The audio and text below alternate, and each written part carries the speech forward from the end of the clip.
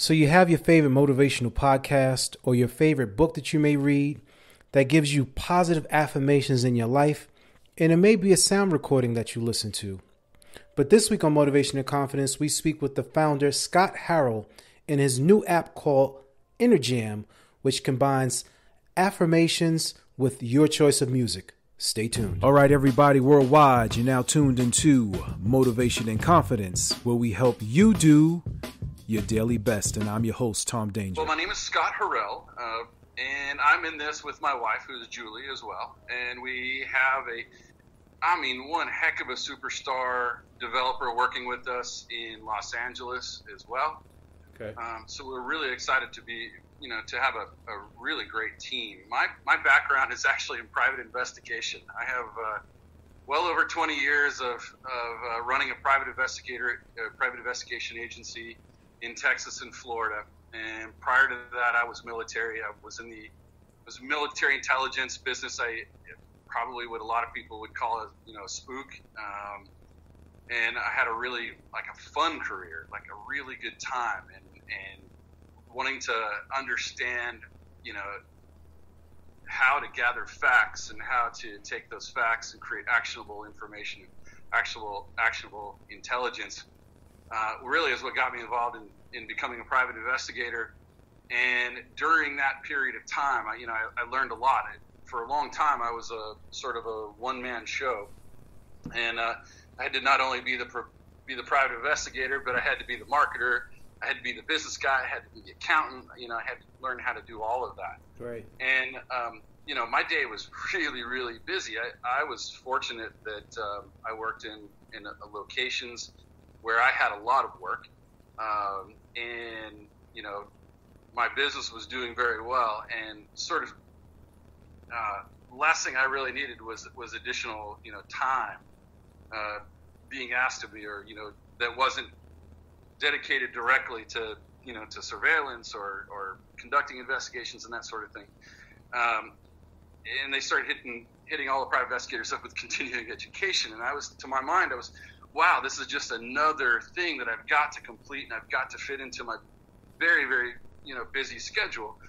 And so I learned at that point in time, how to start additional businesses. I said, well, if this is something that I need, then other people need continuing education as well. How can I get this done in the least amount of time, possible, and with the least amount of friction as well? So I created this continuing education company, an online continuing education company for private investigators. And then that blossomed into an online magazine and a database company. And, That's amazing. Yeah, but so the long story short is I learned how to do all this stuff because of time, right? I didn't have time. And one of the challenges that I always sort of faced was, in the midst of a very, very busy day, how could I work in personal development? Personal development was very, very important to me. I wanted to listen to other people. It's Tony Robbins would talk about. I wanted to model myself after people who were already successful. Right. I just didn't have the time to do that, And so, of course, like a lot of people, I turned over to listening to tapes, and back then it was cassette tapes, right? Not to date myself. No, but, it's all good. Sure. And since I had so much time on the road, I was listening to cassette tapes. And my father-in-law, a man that I absolutely respect more than just about anybody, is a very, very successful salesman and business guy and leader. He handed me a set of Anthony Robbins tapes, the Personal Power One, right? Okay. And he said, Scott, you're doing great, but man, everything that you want to do and become a better person and do and accomplish the goals that you don't even know that you have right now, play these tapes, listen to these tapes while you're on the road, and go through and do the book and all the rest of that. He gave me his personal set of tapes. And in those tapes were subliminal music tapes as well, right? And I had some I had some, familiarity with subliminals because in the intelligence world, I had a chance to work with a lot of special ops guys. Okay. And the special ops guys, one of them was I wouldn't say my best friend, but man, clearly, we had a great relationship with each other, an important one, both professionally and personally. Okay. But he was telling me about how the Spec Ops guys were being given subliminal messaging, both audio and visual, in order to improve how fast they could uptake information. Can you give us an example? Sure. So they were given, like a series of flashing images, and then they were also given music to listen to that had embedded subliminal messages in them. And essentially, those messages were telling or suggested that these special operators could learn quickly, that they thought with a clear mind, that learning was easy for them, that once they saw something or heard something, that they tended to remember it and could I guess what's the sort of the phrase I'm looking at, not regurgitate it, I mean that's really what it is, but they could then pass that information either along or pass it back, like if they were taking an exam or something like that. With the idea is that spec operators had to be, when they were in the field, they had to see things, they had to be very observant, whether they consciously registered some important bit of information or not, that information was all still there, and right. They had to be able to remember it and then be able to report it back at some point in time as well, right? And I think it goes without saying that our U.S. military, they spare no expense, especially in the upper echelons and the right. Of our service members. And so for me, it was always one of these things, is when I saw these Tony Robbins tapes and I saw these subliminals, for me it was like, hey, if it was good enough for those guys, right, I'm sure there's got to be something to it, right? So I started listening to subliminal tapes. Goodness, 1994, 1995, something like that. Okay. And as I progressed through the Personal Power program and the Personal Power 2 program, wow, I took my professionalism, my career, my ability to organize my goals and to be able just to take massive action and achieve those all of the time. I mean, that to me became a very automatic thing to do. And certainly it was helping me with my time management as well, right? So I thought that at some point in time I could probably wean myself off the subliminal tapes and just go through the programs again, just follow the steps, but not listen to the music, because the music is just terrible. I mean, it's like anything, right? I mean, I didn't really like New Age music to begin with. It drones on, and I don't need to listen to the sound of the crashing waves and brooks and birds chirping and all of that sort of thing. Already, I just didn't really care for that music already. But man, to listen to it, hour after hour after hour, as much as you really need to listen to music and affirmations subliminally in order for it to really sink in. Like anything, too much of a good thing is just too much, right? Right. So even back then, I sort of thought, wow, okay, wouldn't it be awesome if I could have all these really great scripts, these affirmations that I knew intrinsically, were really helping me. I mean, really helping me. Wouldn't it be great if I could have those set to my own music? And then, so I started playing around with dual cassette decks and all the rest of that. And I was writing my own affirmation scripts, and then I would, play my music in one cassette and record to another while I was talking, over it. Right. So that at least I would have these affirmations set to some music that I would listen to. And that really helped. And, but I guess I didn't realize back then that it really just sort of planted the seed with this idea that I think, well, at least for myself, and now with we have almost just short of 90 users using the prototypes. Really?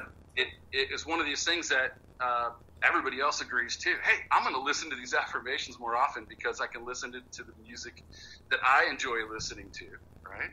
And it doesn't take any more time out of my day to do it. So now we've come sort of full circle of time management, as far as I'm concerned. Okay. So it planted the seed back then that, I would use positive affirmations more often if it was done in such a way that it was actually enjoyable for me. Okay. Because we're just not going to do things that we don't like to do. This is true. Right? Yeah. So no matter how good that medicine is for us or how great that food is supposed to be for us, if we don't like the taste or we don't like the sound, we're just not going to do it. Okay. Have you seen other apps on the market similar to this one? All right. So there are other apps that play music and play affirmations at the same time.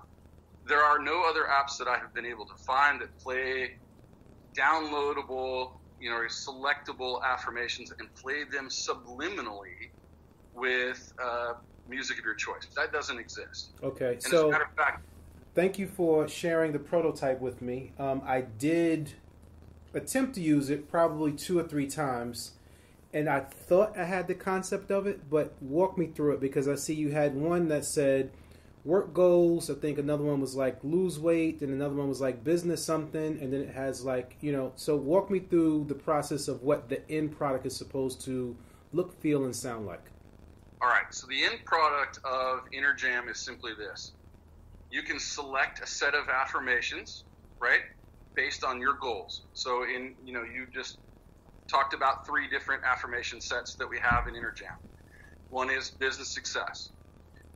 It's all about, just being a powerhouse in business and doing very well and becoming wealthy and negotiating well, just these really common business principles. The other one is about losing weight, drinking water and feeling healthy and exercising regularly and all that sort of thing. And then the other one is overcoming procrastination and achieving goals, right? Okay. So myself, right now, I'm on sort of a weight loss journey. So that's the one that I know that I need to focus on. So I listen to that particular affirmation set, right? There are other people who are going to who need motivation in order to achieve their goals and to overcome procrastination. For someone like that, they would want to listen to that affirmation set. These 10X guys and guys who are in the startup realm, maybe they need to focus on business success. So that might be something that's important for them. So you select which affirmation set is important to you, and then you just listen to the music that you normally like to listen to. What music do you have on your device, right? And in the future, we're going to be able to play our affirmation sets subliminally along with music streaming services as well. So the reason that you see these 3 different topics is really only because you and I have different sort of goals and things and areas of our lives that we want to improve upon. There's probably maybe a little bit of overlap because we're both business guys. But, clearly you probably don't have a weight issue, right? No. So whereas I do. And that's something that I have to, just come to terms with and work on. And so that's why there's these downloadable sets. And okay. Quite frankly, we have, I don't know, close to 100, almost 100. Yeah, Julie's saying we have 91 affirmation sets already written right now for different goals and different, sort of ideas and challenges that people have in their lives. And the music itself is selected from your device. So basically you can select the affirmation, and then if I want to listen to some songs by Prince would be the underlying tone to that affirmation? Well, actually, the affirmation would be the underlying track, because so we have a patented process now through which the music, right, acts as sort of a filter for the affirmation track, based upon, all kinds of. You're a music guy, so you understand that music is dynamic, right? And there's so much going on with amplitude and pitch and volume and staccato and beat and all this. There's so many different parts of the music that is mind-boggling. Well, we use all of that to sort of filter it and adjust the volume, but also filter the affirmation track so that the affirmation track blends into the music. Maybe only in instrumental tracks, right? Very soft instrumental tracks, you might hear the affirmation track in the background, but if you hear it, it's like a whisper, right, on the breeze. It's really, you won't hear much of it. And quite frankly, we have to do a little bit of tuning. You know, you have the prototype, listen to the prototype. Right. There's a little bit of tuning that needs to be done. We need to bring the decibel levels down to about 17 decibels, but right now we have it set at 12. Okay. You know, so you know the primary thing is that all of these affirmation sets that you can download and want to listen to are going to be played subliminally to the music. Like you want to listen to Prince, listen to Prince. Okay. Right. This is not going to, and the affirmations are not going to ruin your music. They're not going to affect your listening experience. Okay. Have you done any tests with a focus group to see how the prototype has helped them to succeed or improve whatever areas that they're working on? Have you done like a 90-day study, or like how long before you actually see changes, or have you done anything like that? So we don't yet have a formalized study underway. Okay. We need a little bit bigger of a sample group, because even if we took, someone recently suggested that, hey, well, you can start with 30 people. Well, the problem is that you can't necessarily get all 30 of those people to listen regularly every day, and then they're going to have ups and downs in terms of their mood and what types of music they're listening to. We need to be able to get into a situation where we can control the environment a little bit so that we can really determine the effectiveness of affirmations and subliminal affirmations as well. Okay. We have anecdotal evidence. I could people who write and say, Scott, I don't know what you did to my brain, but today was a really great day, and I've got those sorts of messages, and on our media kit on our website at InnerJam.com, you can find I think we have 7 or 8 different testimonials there, and then of course on the homepage we have different testimonials and that sort of thing. So these are anecdotal, just based on people who are using the product or using the prototype for, I think the longest user right now is like about 60 days, just short of 2 months. Okay. And and it's great. I mean, to me, that's the really fantastic part. But it doesn't mean that, even though we don't have studies today, it doesn't mean that studies and research have not been done on music, subliminal messaging, and the effectiveness of affirmations. I mean, we've got almost 30 years of education and scientific research, both at the university level and then behavioral sciences, psychiatry, and that sort of thing. Okay. And also that's available on our website. I think it's we probably have 50 references to different to different studies and published peer-reviewed work that says subliminals work, music works, and affirmations work. How difficult was it for you to find a partner or a developer to create your app? Because I've heard some stories of people who, they partner with certain people and, they're very highly technical and they'll look at you and they'll yes you to death, they get the concept, and then once you go to execute, it's something totally different. But it sounds as if you have a pretty good partnership with who you're working with. So what was that process like? Oh, Tommy, that is a fantastic question. All right, so our current developer is actually our second developer. Okay. So we started this process and had a contest going about finding the best user interface and the best one I could find. And a guy sends me this, user interface and says, listen, and the tag to that, the subtitle to his, his submission was, hey, I understand this may not be what you're listening or what you're looking for, but I really want to talk to you because I'm excited about this idea, and I'm a developer, and I'm a much better developer than I am graphic designer, and his graphic designs are absolutely amazing too, right? And so it was really just his way of opening the door for having some conversation, and then started chatting with him, and he and I both, we're very, very, I get the sense that we're very, very different people. He's from Los Angeles, and he's much, much younger than I am. Right. But, we had just agreed not to talk politics in the very beginning and everything. And let me tell you, it's so refreshing to find a technical developer number one is okay with the fact that, I'm a total Luddite when it comes to understanding, operating system architecture and why mobile can't do a lot of things that you can do on desktop and all the rest of this.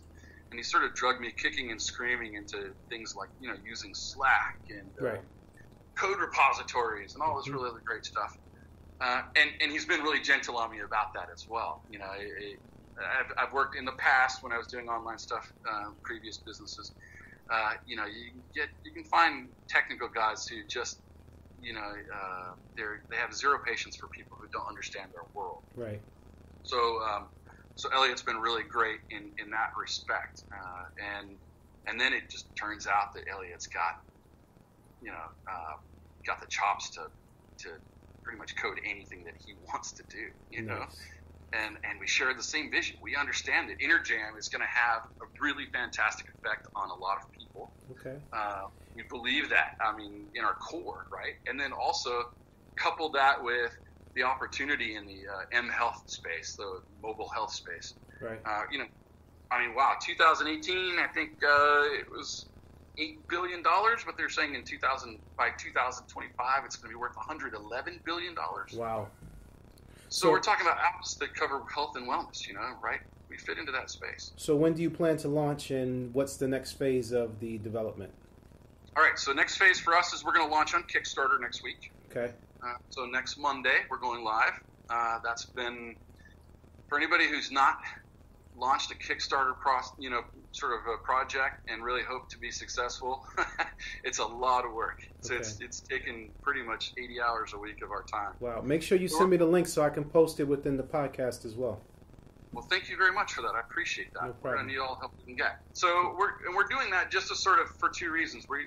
We want to defray some of the development cost, but Kickstarter is a really fantastic way to not only market your idea, but also to get a sense if there's a market fit as well. Right? How many people really are going to be excited about this? And what's your fundraising goal? So our current funding raising goal is going to be $13,500. Okay. We think that we'll probably surpass that with a little bit of effort. Okay.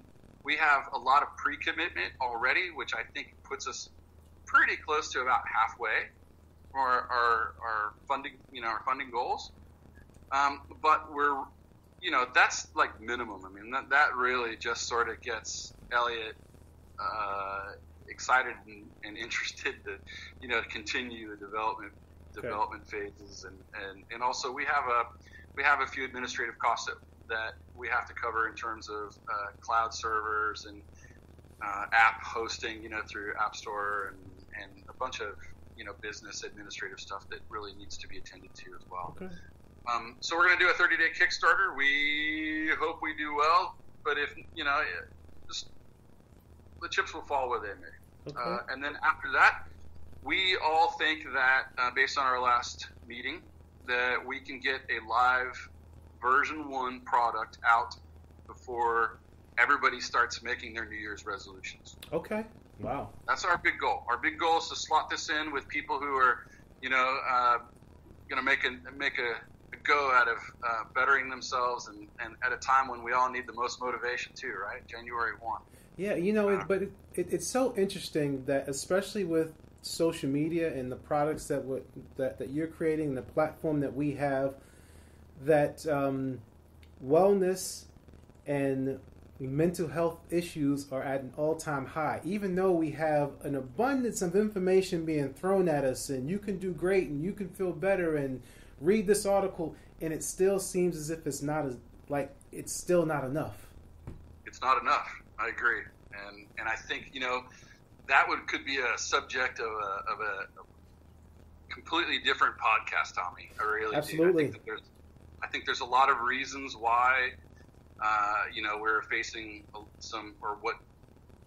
Well, I think that the data is in. There is certainly a much higher level of anxiety and stress, right? Especially in our younger, our younger generations right now. Yes.